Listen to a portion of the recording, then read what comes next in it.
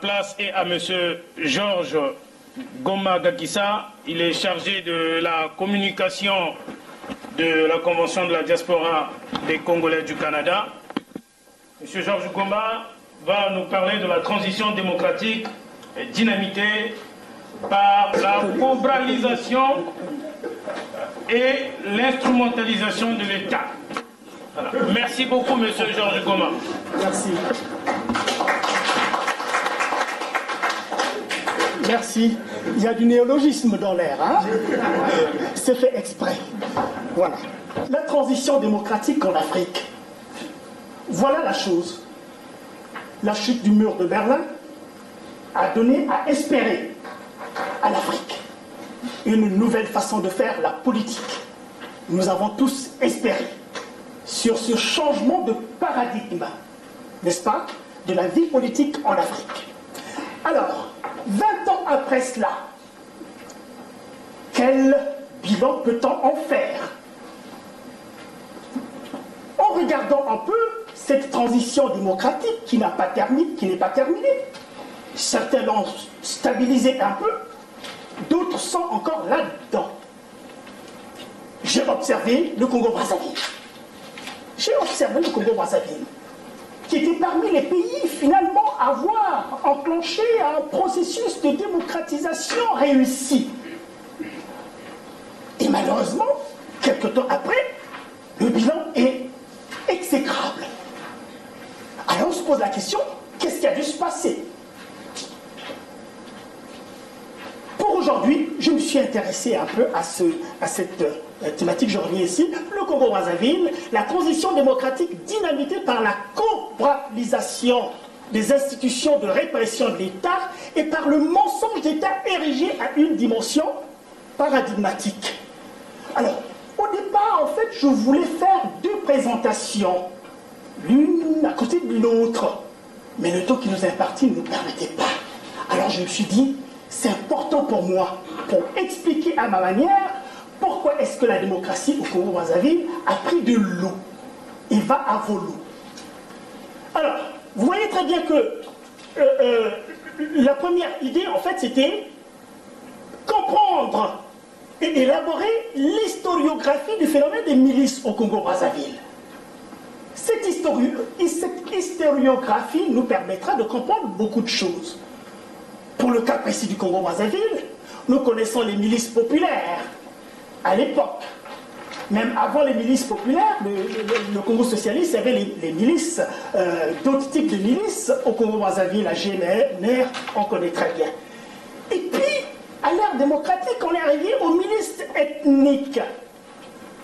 Tous les Africains ont compris qu'il y avait des ninjas au Congo-Brazzaville, il y avait des Cobras au Congo-Brazzaville, il y avait des Mamba au Congo-Brazzaville, il y avait des Zoulous au Congo-Brazzaville, et ainsi de suite.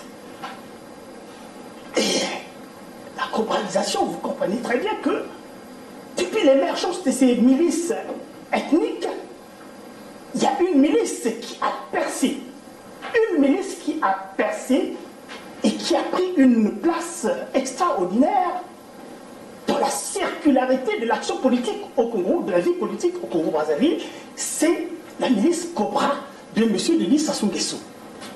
Alors, un peu plus loin, j'ai fait une petite construction lexicale, on va en rigoler. Et à ce moment-là, donc, cette idée-là, ce que j'avais derrière la tête, c'est la subordination des forces de l'ordre et des forces armées à une logique politique d'essence cobralgique. Vous voyez, tout ça, c'est des néologismes. Parce que j'ai voulu que ça soit comme ça, comme dans une série de construction du savoir. La réalité est là, il faut la décortiquer. Et de l'autre côté, de façon connexe, il y a le mensonge d'État en politique. Vous voyez, qu'il s'agisse des milices, qu'il s'agisse du mensonge d'État, ce n'est pas des inventions, c'est des choses qui ont toujours existé. Et rassurez-vous, on repart à la Rome antique, on trouve ces choses-là. Donc ce n'est pas nouveau. Mais nous vivons le temps contemporain. C'est toujours bien de voir un peu comment est-ce que c'est. Alors ici, je me suis inspiré un peu. Là, on n'a pas le temps, évidemment, je vais l'évoquer tout simplement. Cette grande penseuse, Hannah Arendt, allemande, nationalisée américaine, grande penseuse de la philosophie politique.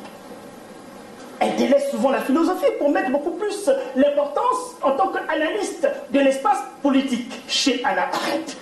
Elle a embrassé, n'est-ce pas, cette thématique de là, le mensonge d'État.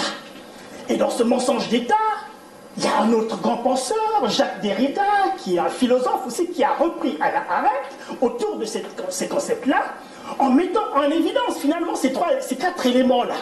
Le mensonge en tant que tel, et ce mensonge-là, on comprendra très bien qu'il y a le mensonge d'État, mais il y a aussi les mensonges personnels qui ont créé des scandales légendaires. Aujourd'hui, aux États-Unis, nous connaissons quelque chose. Et il parle aussi du parjure. Je pense que dans le Congo-Brazzaville, faites-moi signe par rapport au temps, le Congo-Brazzaville et le mensonge, et le parjure, et le secret.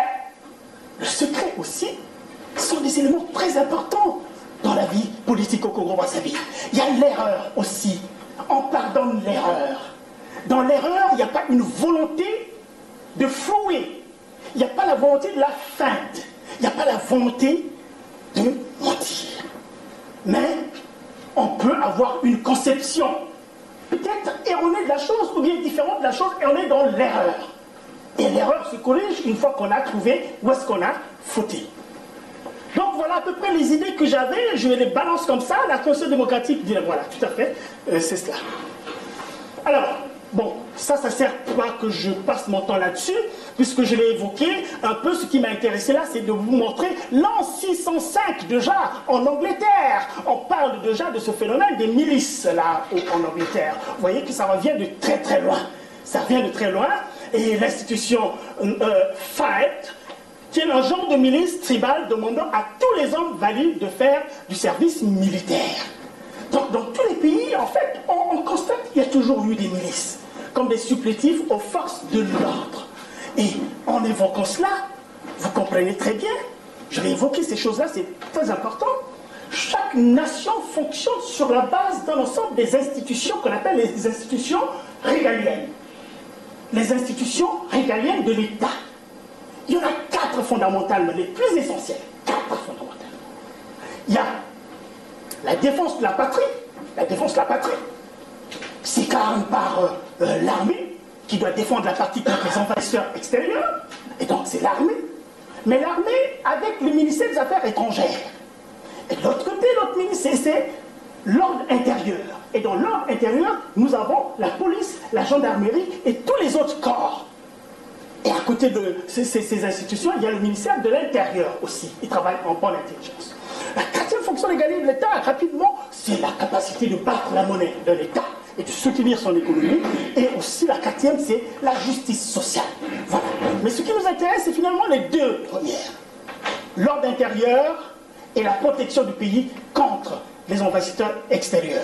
Et c'est là où, évidemment, les interférences avec les milices nous apportent des éléments pour comprendre comment fonctionne, évolue une société, la société congolaise en particulier. Alors, donc voilà, à peu près cela. Et puis vous comprenez que la cobralisation des institutions de répression d'État, vous avez compris, Max Weber, pour ceux qui ont lu Max Weber, il a bien parlé de le phénomène de la légitimité. La légitimité. Dans tous les pays, il n'y a que l'État qui a la légitimité de la violence. Cette violence qui s'incarne par ces institutions de répression de l'État. Voyez. Et au Congo-Brazzaville, évidemment, je l'ai dit, c'est le savoir en construction.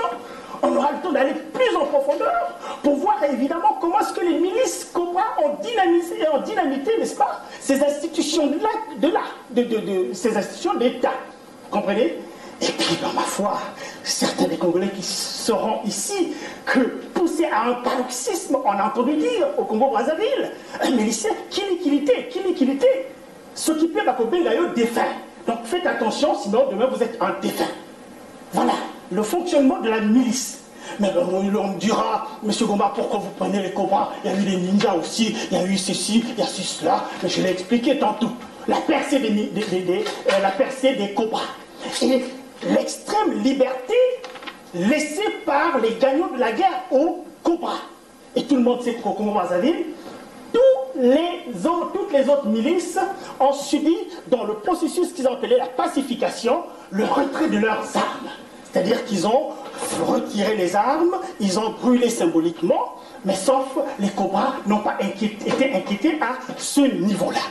Donc cela est très très très important de comprendre. Alors, combien de temps il me reste? D'accord, merci.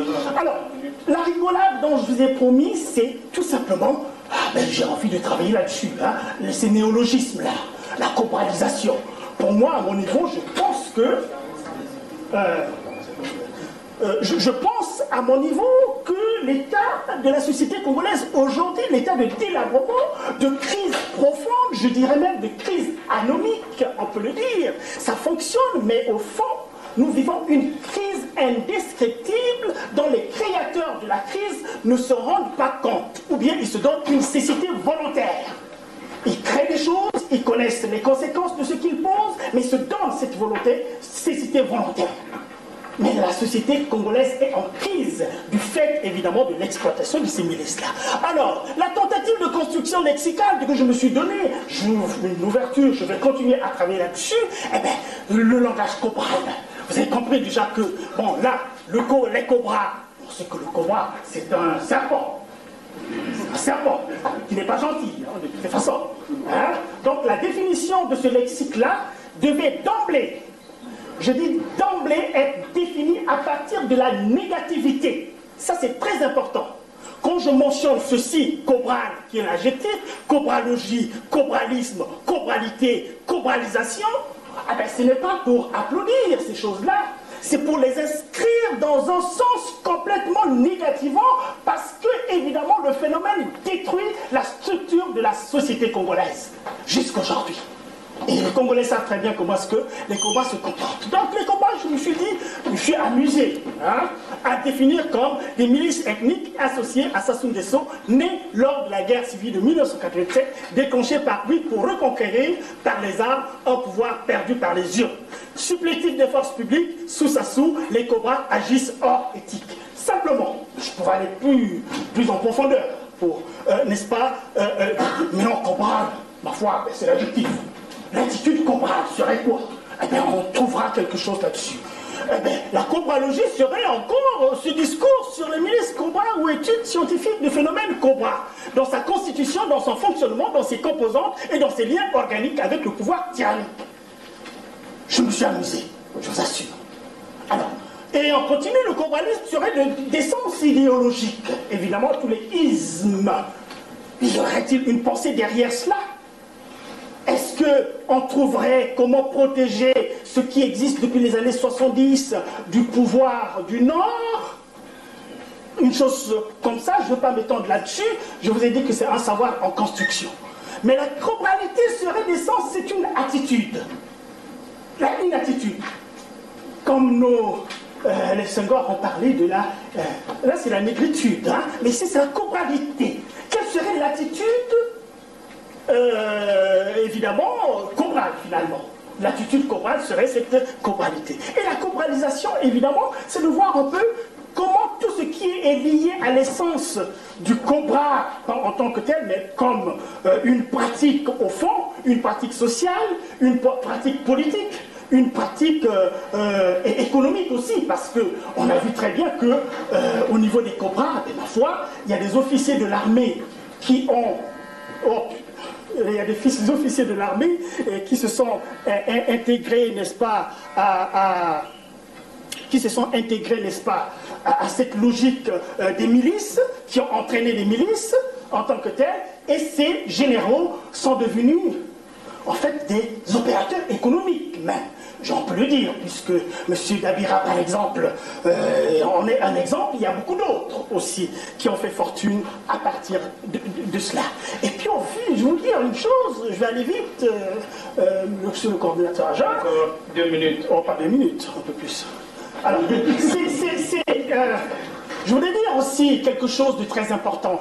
Quelque chose de très important, c'est de voir pendant la guerre, vous savez qu'on va prendre des milices, les jeunes, ce sont des jeunes, ça c'est très important. C'est des jeunes qui n'ont pas de charge familiale, qui se cherchent, des jeunes généralement désœuvrés.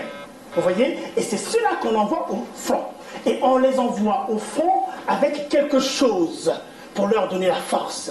Ce sont les produits psychotropes, ce sont les drogues dures pour avoir le courage d'aller sur le terrain. Vous voyez le processus de la destruction mentale qui s'opère à grande échelle. Et ces gens-là, évidemment, ils vont sur le terrain. Ils s'illustrent sur le terrain pendant que les officiers, eux, évidemment, ils sont là où ils sont. Et quand la guerre est gagnée, eh bien, c'est les officiers qui viennent prendre l'espace et les camarades, en fait, se disent, mais non, non, non, non, nous étions au front, est-ce que tu as fait la guerre? Vous voyez? Et d'autres, pendant l'expression de la guerre, se sont donné des grades. On est des généraux, on est des colonels, on est tout ça, alors qu'ils ne sont rien aux gens. Fait la déontologie militaire aucune. Et quand ils ont gagné la guerre, eh bien, ils veulent garder ces galons-là. Et par tous les moyens, parfois d'autres les gardent. Vous voyez? Et à une époque, je me rappelle, Sassou, pour l'exemple, éliminer un peu les têtes fortes, n'est-ce pas, des miliciens, pour montrer l'exemple que les autres reculent. Donc cela était très important que je vous le dise. Bon, mais rapidement, quand même, ça, je vais aller rapidement. La dernière chose, je me suis essayé aussi à une cartographie, cette fois-ci, de quelques grands mensonges d'État au Congo-Brazzaville. Voilà, j'ai fait ce tableau rapide, qui se lit rapidement. Alors, identification, revendication, type ou nature, critique. Alors, la décarotidation, je suis provocateur, la décarotidation de Marien Ngouabi, les Congolais savent de quoi je parle, ok? La dépouille de Marien Ngouabi mort, sur son lit de mort, il y a une bande là, il y a une grosse bande ici là, le cercueil en vitre, il y a une bande là, et bien, il a été décarotidé. Voilà. Alors ici, la revendication des gens qui ont posé l'acte, c'est un coup extérieur. D'abord, un ennemi, on trouve un ennemi intérieur. Type ou nature, c'est le mensonge fondateur, originel. Et puis, ben, ma foi, les critiques qu'on peut faire, c'est les cours martiaux qu'il a eu, les procès staliniens, l'omerta sur la mort de Marien Ngouabi, la destruction des preuves. Alors, rapidement, je vais terminer. Ensuite, il y a la transition démocratique, un deuxième mensonge. Au niveau de la transition démocratique, c'est-à-dire les années 90, l'avènement de la démocratie. Eh bien, Sassou dit, je suis le père de la démocratie, j'ai fait un retrait élégant. Je me suis retiré élégamment. Eh bien, là, je trouve que c'est un mensonge esthétique, puisqu'ils ont brodé sur l'esthétique, le retrait. Ah ben vous voyez, j'étais bon, je me suis retiré, je ne suis pour rien. Alors, et là-bas, c'est en fait résistance à l'idée de la conférence nationale, tension palpable, symbole du contrôle de concorde nationale, le lavement des mains, ainsi de suite. Alors, le troisième mensonge, c'est pendant la guerre civile. Alors, ça se dit ouvertement qu'il dormait tranquillement dans son lit. Donc j'ai dit, ah ben ça c'est un sommeil placide, hein, calme, tranquille. Alors, et puis, bah, ben, c'est un mensonge accablant. Parce qu'évidemment, au niveau de la critique, on peut voir très bien qu'il y a eu une organisation formidable. Il y a eu le fret, un fret qui est parti du Bourget, chargé de 25 tonnes d'armes, qui passait par le Gabon et ensuite atterri chez M. Denis Sassou Nguesso, plein d'armes. Ils ont dit que c'était des t-shirts. Ben, des t-shirts qui pèsent 25 000 tonnes, alors il faut aller chercher. Donc voilà ces choses-là. Et puis aussi, Brazzaville à feu et à sang, c'est le livre de Dabira. Vous lisez ce livre de M. Dabira, ah ben c'est toute une stratégie militaire. On ne peut pas dire que ça n'était pas préparé, la guerre civile n'était pas préparée. Alors je vais terminer le référendum, le mensonge du référendum aussi. Eh bien, évolution des institutions. Voilà la revendication, évolution des institutions. Et là aussi, c'est un mensonge monumental. Parce qu'il y a eu absence de crise politique, institutionnelle et constitutionnelle, tout marchait correctement. Alors d'où vous vient l'idée de vouloir changer la Constitution quand il n'y a pas de crise au pays, quand ça marche correctement? L'avant-dernier, c'est les présidentielles de 2016. Et là encore, c'est la revendication, c'est un choix équitable. On va faire un choix équitable en 2016, donc il n'y a pas longtemps. Et à ce niveau-là, le type de la nature, c'est un mensonge décomplexé. Ils sont décomplexés. Les choses sont tellement claires qu'ils ont le courage, n'est-ce pas, d'avancer quand même des raisons qui sont des raisons fallacieuses pour justifier, n'est-ce pas, ce qui s'est passé. Et là, je parle de l'absence de crime, ça se dit, colonel partial, scrutin truqué, résultat frauduleux. Et le dernier, c'est le fameux vivre ensemble, qui est le petit bébé là. Il n'y a même pas une semaine qu'il parle du vivre ensemble. La fameuse concorde ou bien le dialogue, je ne sais pas comment il veut l'appeler. En tout cas, le dernier mensonge, c'est le vivre ensemble, qui est la concorde nationale et qui est un mensonge irrévérencieux, c'est-à-dire injurieux. Comment voulez-vous aller à un dialogue quand le pays est sous les bombes, quand les opposants militaires de l'opposition sont dans les prisons, les gens sont intimidés, le pays est quadrillé par de l'armée, la police, les mercenaires et tout le monde. Et vous parlez quand même de concorde nationale et vous voulez aller au travail. Voilà. Donc voilà à peu près ce que je voulais vous dire. Je suis désolé d'avoir pris autant de temps.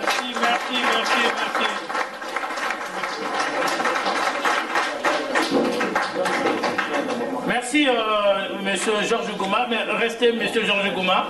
Éventuellement, frère, mes chers compatriotes, vous avez l'opportunité de poser quelques questions à monsieur Georges Gouma avant de passer à un deuxième orateur. Donc, il a parlé de la globalisation. Vous essayez à il ne faut pas que ça soit cobralytique, mais éventuellement, probablement, poser très bien vos questions. Voilà, cobralement. Hein. Si vous avez quelques questions, M. Georges Gouma est à votre écoute. Merci. Monsieur Chef Gouma, en fait, j'ai été vraiment très content de votre exposé d'abord, mais j'ai pensé qu'il fallait quand même donner des esquisses de solutions, parce qu'en fait, des esquisses de solutions, c'est quoi? Vous avez parlé de, comment on appelle ça, des cobras, en fait, des milices par-ci par-là, qui sont formées après, mais pour restaurer, comment on appelle ça, l'ordre, qu'est-ce qu'il faut faire? Parce qu'en fait, est-ce qu'il faut revenir aux milices? C'est ça. Il faut revenir aux milices pour qu'il y ait l'équilibre de force entre les milices de Sassou et puis les autres milices pour enfin peut-être faire partie. Merci de votre question, elle est fondamentale. Elle est fondamentale parce que c'est ce que l'on recherche au Congo-Brazzaville. La première des choses, nous sommes en démocratie. Et la démocratie, c'est un concept simple, universel. Régler le problème politique au Congo-Brazzaville. Ce problème politique qu'on évite à dessein, je vais dire. Réglons le problème politique, faisons participer tous les Congolais à cela, et puis on trouvera comment, n'est-ce pas, utiliser les milices, comment réorienter les milices. Je vous ai dit que les milices, sont une réalité normale dans tous les pays, en tout temps, espace et temps. Ça existe. Dans certains pays, vous savez, l'armée parfois ne suffit pas pour aller au front.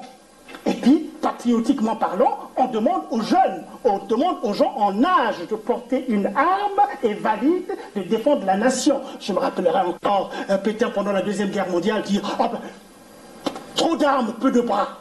Trop d'armes, peu de bras. » Vous comprenez ce que je veux dire? Donc, une politique nataliste a poussé de sorte qu'il y ait beaucoup de gens pour défendre la patrie. Donc, les milices, ce n'est pas forcément quelque chose de mauvais. Mais comment utiliser ces milices dans le cadre de la nation, pas dans le cadre de l'ethnie, pas dans le cadre de la conservation d'un pouvoir. Parce que si au Congo il y a cela, c'est une impasse. À un moment, je dis souvent l'impasse Mboshi. C'est une impasse. C'est une impasse. Il n'y a pas d'avenir par rapport à cela. Garder le pouvoir par tous les moyens. Je ne sais pas si j'ai apporté quelques éléments. Une autre question. Monsieur Georges Gouma. Oui, monsieur Ba. Moi, je voudrais juste vous poser une question. Est-ce que vous trouvez que les milices, c'est normal qu'il y ait dans un pays qui a passé près de 10 ans une guerre civile? Et si, dans cette question-là, la solution, moi, je pense que sa solution est très fondamentale, comment sortir de cette réalité? Est-ce qu'il faut, par quel moyen, en principe, contraindre Sassou Nguesso pour qu'il recule? Parce que le pays va d'incertitude. Très bien. Mais vous savez que contraindre Sassou Nguesso, je pense que ça se... Comment? C'est ça la grande question. Tout ce que nous faisons ici, là, vous savez, de l'activisme que nous faisons une diplomatie parallèle. La Convention, pour ne pas la nommer, a mené un certain nombre d'actes où nous allons rencontrer des autorités politiques ici. Mais c'est pour mener cette diplomatie parallèle, pour contraindre évidemment M. Denis Sassou Nguesso, parce que M. Denis Sassou Nguesso, dans la circularité de sa politique, il y a l'espace intérieur qu'il domine, qu'il fait tout pour dominer. Vous comprenez très bien qu'il a eu des mercenaires au Congo-Brazzaville, il sait embaucher, il a de l'argent pour ça, et en ce net moment, une cartographie de l'espace militaire au Congo-Brazzaville vous le montrera. Donc contraindre évidemment, c'est la communauté internationale qui peut contraindre sur la base des chartes et des documents internationaux pour convaincre M. Denis Sassou Nguesso d'arrêter ce qu'il est en train de faire. Parce que c'est clair et net, ça se fait au su et au vu de tout le monde, la communauté internationale, c'est ce qui se passe au Congo. Maintenant, quant à savoir pourquoi jusqu'à aujourd'hui la communauté internationale n'a pas réussi à infléchir M. Denis Sassou Nguesso, c'est une autre question. M. Obama a parlé. Vous voyez, Hollande a parlé à un certain moment. Les organisations internationales ont parlé. Mais M. Sassou est toujours là. Ils n'ont fait qu'à sa tête. Alors, allez comprendre pourquoi ils n'ont fait qu'à sa tête. Là, c'est une autre dimension de la chose. Mais ce qu'il a proposé, c'est vrai, il faut chercher des voies et moyens. Je n'ai pas la solution panacée. Je ne sais pas. Merci beaucoup, M. Georges Goma.